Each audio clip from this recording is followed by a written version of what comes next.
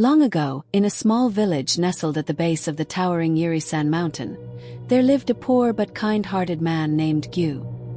He had little more than a small hut, a few chickens, and a patch of land that barely fed him, but he was known throughout the village for his generosity.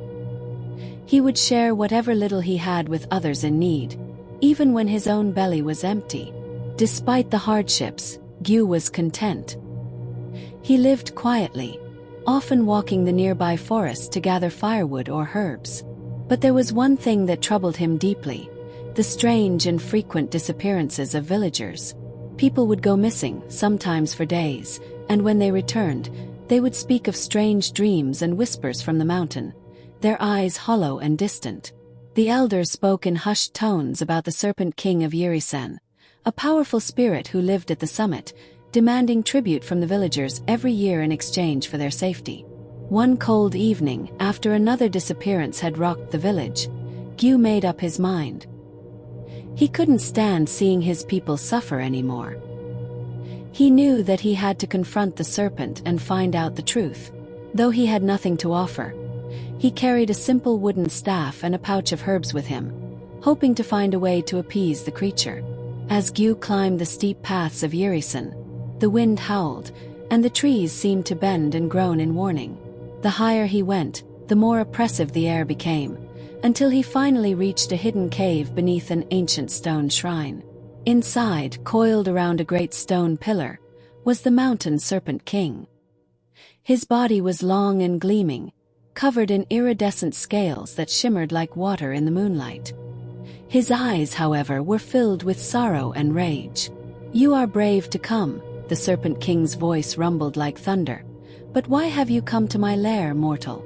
Gyu bowed deeply, his heart pounding. "Great Serpent King, I come not to challenge you, but to ask for your mercy. Our village is suffering. People go missing, and our harvests are poor. We cannot afford to pay the tribute you demand. Yet even so, I offer what little I have. I ask for your forgiveness, so that my people may live in peace." The Serpent King's eyes narrowed, and for a long moment he said nothing. Finally he spoke again, but his voice was filled with sorrow. "Do you know why I demand tribute from your village, human?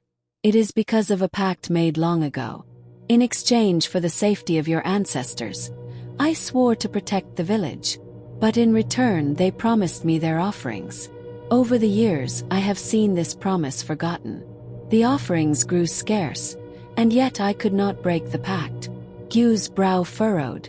"But why take the people? Why must they disappear?" The Serpent King's head dipped, as though in shame. "It is because I am bound by the old magic of the mountains. The pact requires that I take something precious in return for my protection. The spirits of the missing villagers are what keep the pact alive, and without them, I cannot maintain my strength." Gyu's heart broke for the serpent. He realized that the creature was not malicious. It was simply trapped by an ancient contract made long before his time. With great courage, Gyu stepped forward, bowing low to the serpent. "I do not have riches or great offerings, but I can offer you a different kind of tribute, my life. If you take me in place of the others, I will fulfill the pact, and my people will be free." The Serpent King recoiled, shocked. "No, human. Your life is too precious. I cannot take the life of one so pure-hearted." But Gyu resolute stood tall. "The village is weak, but I am not afraid. Take my life, and let the others live." For a long moment, the Serpent King studied him, his many coils shifting restlessly. Finally he spoke softly, his voice filled with a strange respect. "You are a true soul, Gyu. The pact was made by your ancestors, but it need not be kept in blood. I have seen your kindness and selflessness, and I will honor your bravery." With a great roar, the Serpent King unfurled his massive body, the winds around them swirling violently. But instead of taking Gyu's life, he channeled the ancient magic of the mountain.